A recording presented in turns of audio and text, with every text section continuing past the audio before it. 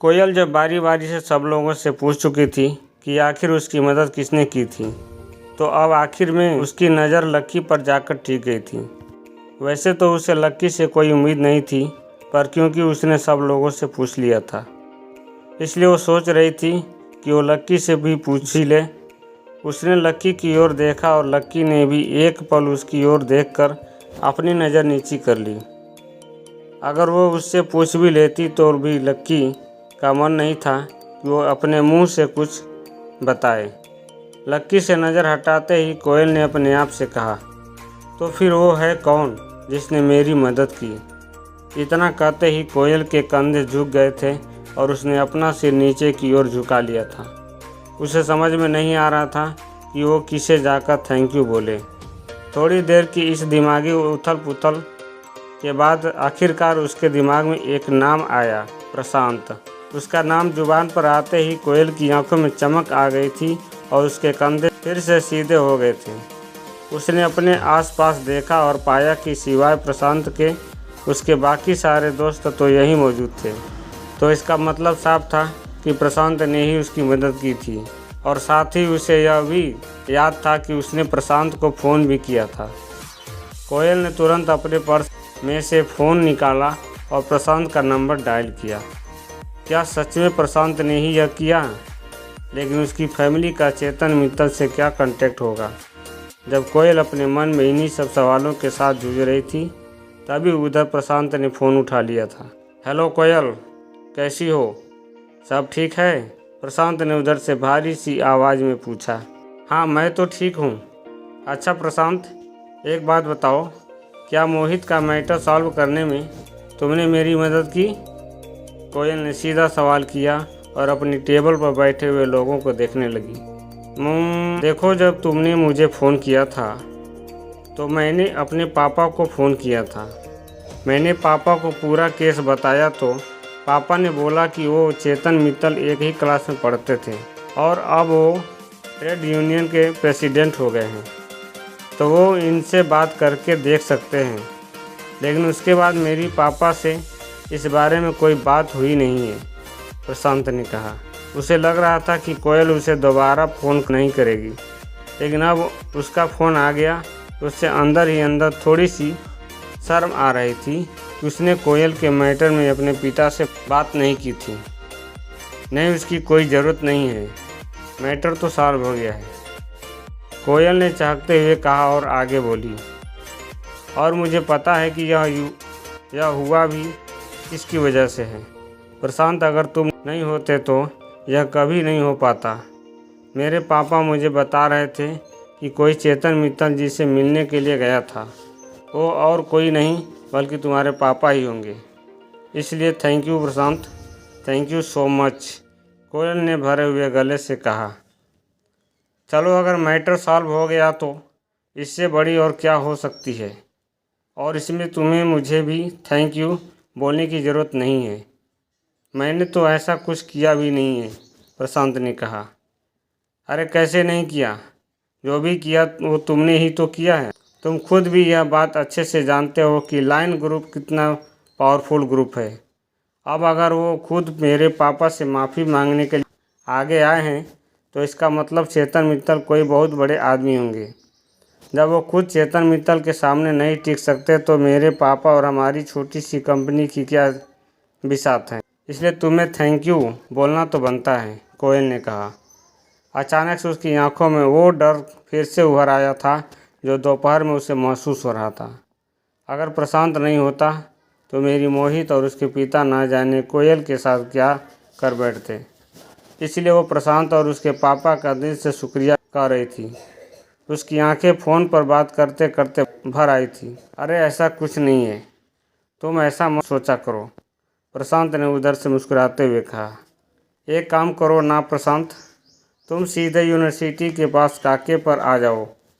यहाँ हम सारे दोस्त बैठे हुए हैं। तुम आओ तो मैं तुम्हें पर्सनली थैंक यू भी बोल दूँगी और साथ ही तुम्हें एक बढ़िया सी ट्रीट भी दूँगी, कोयल ने कहा। अच्छा, ऐसी बात है, चलो ठीक है, मैं थोड़ी देर में आता हूँ। प्रशांत ने भी उसके ऑफ़र पर हाँ कर दी और उसकी हाँ सुनते ही कोयल का मन और ज़्यादा खुश हो गया। उसकी मुस्कान उसके चेहरे पर ऐसे चिपक गई थी जैसे मधुमक्खी अपने छत्ते से चिपकती है। इधर फ़ोन रखने के बाद प्रशांत भी अपने आप को शीशे में निहार रहा था। कोयल की बात सुनकर उसकी छाती चौड़ी हो गई थी। लायन ग्रुप को मात देना इतने छोटे से लड़के के लिए एक बहुत ही बड़ी बात थी और वो जानता था कि वो इस किस्से को सुनाकर अपने दोस्तों से कितनी वाहवाही लूट सकता था। ढेर सारी लड़कियां उस पर मर सकती थी और उसके दुश्मन उससे नज़र मिलाने की भी हिम्मत खो देने वाले थे। इधर जब कोयल के मुंह से बाकी के लोगों ने चेतन मित्तल का नाम सुना तो उनकी आंखें खुली की खुली ही रह गई। उन्हें बहुत बड़ा झटका लगा था।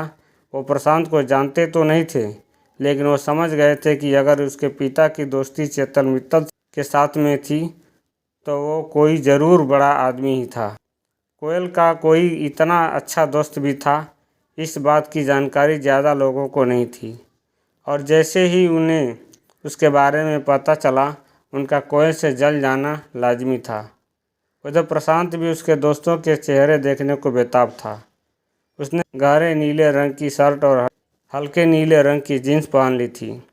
उसके नीचे उसने अपने पसंदीदा लेदर के जूते पहने और फिर एक बढ़िया सा परफ्यूम लगाकर घर से बाहर आ गया था।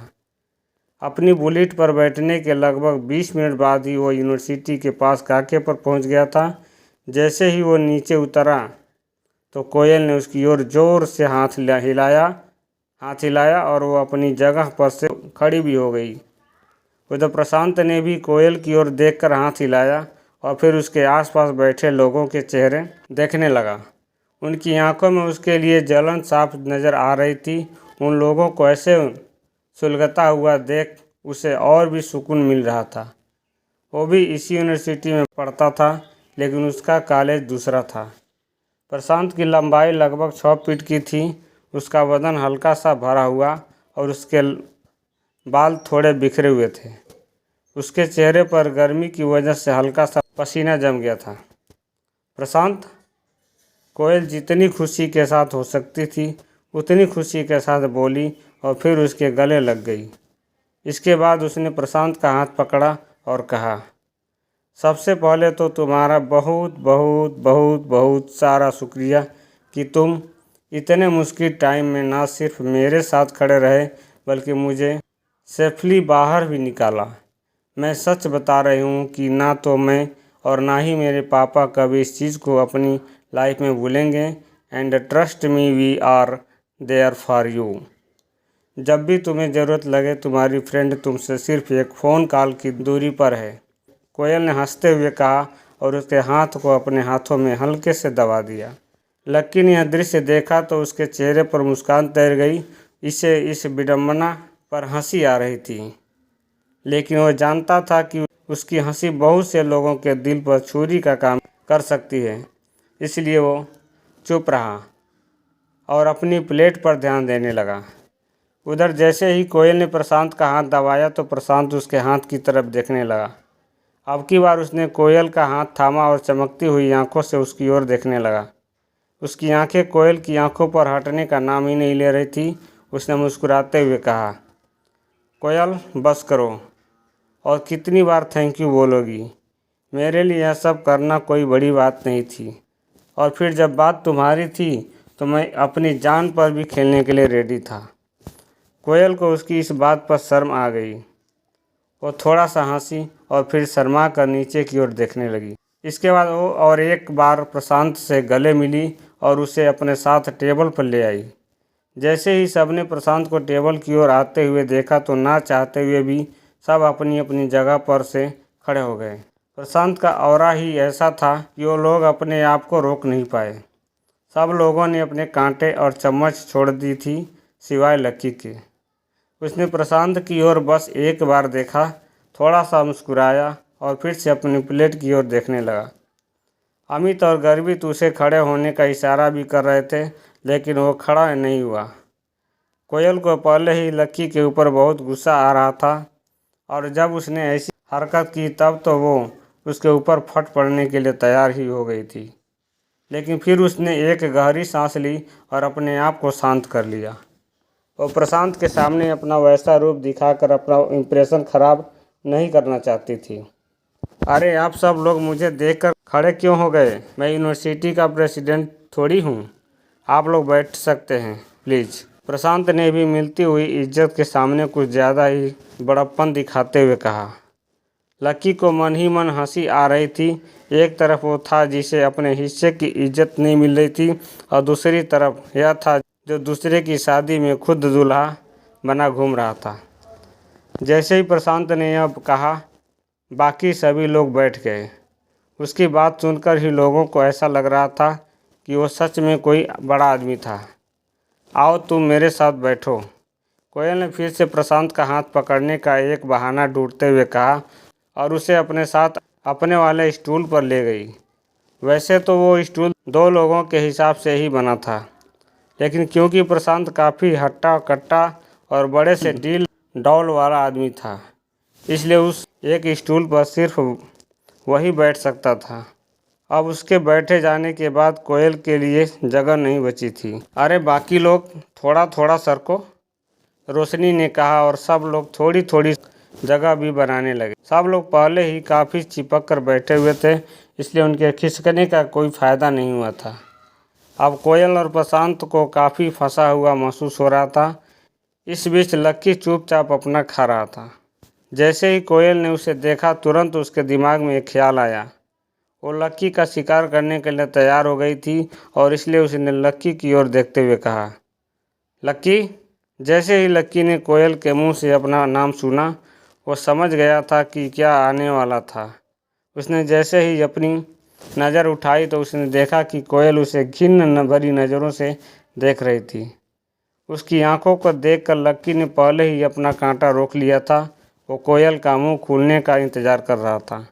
इधर अमित और रोशनी भी एक दूसरे की ओर देख रहे थे और इससे पहले कि रोशनी कोयल से कुछ कह पाती, कोयल ने लक्की से कहा, मेरे हिसाब से तो अब तुम फ्री हो गए होगे ना? वैसे भी तुम इनवाइटेड तो थे ही नहीं और उसके बाद भी तुम काफ़ी कुछ खा चुके हो। फिर भी अगर तुम्हें और भूख हो तो मैं तुम्हारे लिए कुछ पैक करवा देती हूँ। तुम अपने रूम पर जाओ और वहाँ जाकर आराम से खा लेना। कोयल की बातें तो बहुत कड़वी थी, लेकिन वो इतना मुस्कुरा कर यह सब कह रही थी कि लोग समझ ही नहीं पा रहे थे कि वो लक्की की बेइज्जती कर रही थी। रोशनी और अमित को बुरा तो बहुत लग रहा था, लेकिन वो भी इसमें कुछ नहीं कर सकते थे। बाकी लोग जो अभी तक हंस रहे थे, बोल रहे थे, वो भी लक्की को देखकर खामोश हो गए थे। कोयल की ऐसी बात सुनकर लक्की की चेहरा उतर गया था। उसे लग रहा था कि उसके दिल में किसी ने छुरा घोंप दिया था। उसे इस बात पर पछतावा हो रहा था कि आखिर उसने इस लड़की की मदद की ही क्यों थी। वो चाहता तो अभी 1 मिनट के अंदर इस पूरे खेल को अपनी सिर्फ एक चाल से पलट सकता था, लेकिन वो बाकी लोगों की तरह शो ऑफ नहीं करना चाहता था। कोयल ने वो दिन नहीं देखे थे जिन्हें लक्की अभी जी कर आ रहा था, इसलिए कुछ पलों के गुस्से के बाद उसके चेहरे पर मुस्कान आ गई थी। उसने अपना सिर हाँ में हिलाया और अपना कांटा प्लेट पर रखकर टिश्यू से अपने हाथ पोंछकर वहाँ से उठकर बाहर जाने लगा। लक्की के लिए किसी जहर के घूंट से कम नहीं था। भले ही कोयल उसकी कुछ लगती नहीं थी, लेकिन उसकी बोली उसके दिल में अभी भी चुभ रही थी। लेकिन इसमें गलती कोयल की भी नहीं है। जो दिखता है वही बिकता है। आदमी की वैल्यू नहीं है, उसके कपड़ों की है। लक्की को अपने परिवार के बड़े लोगों की कही एक बात याद आ रही थी और उन्हीं के कहे के हिसाब से वो इतना रईस होने के बाद भी इतनी सादगी का जीवन बिता रहा था। लक्की रात के अंधेरे में भरे आसमान को देखता हुआ आगे बढ़ता जा रहा था। आसमान में ढेर सारे तारे थे, लेकिन उन तारों को देखकर लक्की और उदास हो गया था। यूनिवर्सिटी की पास की चौपाटी से होते हुए जब लक्की गुजर रहा था तो उसने देखा कि ढेर सारे लड़के और लड़कियां वहां खा पी रहे थे और मज़े कर रहे थे। रात के अंधेरे में वो गली जगमगा रही थी। थोड़ी ही दूरी पर उस पानी पूरी वाले का ठेला भी खड़ा था, जहां से अक्सर लक्की और डिम्पल पानी पूरी खाया करते थे। लक्की ने जब उसे देखा तो उसका मन और भी उदास हो गया। वहाँ पर एक लड़का अपनी गर्लफ्रेंड को अपने हाथ से पानी पूरी खिला रहा था। लक्की ने उन दोनों को देखा तो उसे अपनी और डिम्पल की याद आ गई। वो भी उसी जगह पर उसी तरह से खड़ा होकर डिम्पल को पानी पूरी खिलाया करता था। उस ठेले को देखकर उसका दिल भारी हो आया था। उसे भूख लग रही थी और उसने सोचा कि क्यों ना पानी पूरी ही खाई जाए। लाओ भैया, एक प्लेट देना, लक्की ने कहा। उसकी आवाज़ से वो उदासी जाने का नाम ही नहीं ले रही थी। अरे लक्की भैया, आज अकेले अकेले, भाभी कहाँ है? उस पानी पूरी वाले ने लक्की की ओर देखकर पूछा। यह बात सुनकर लक्की का मुंह और उतर गया।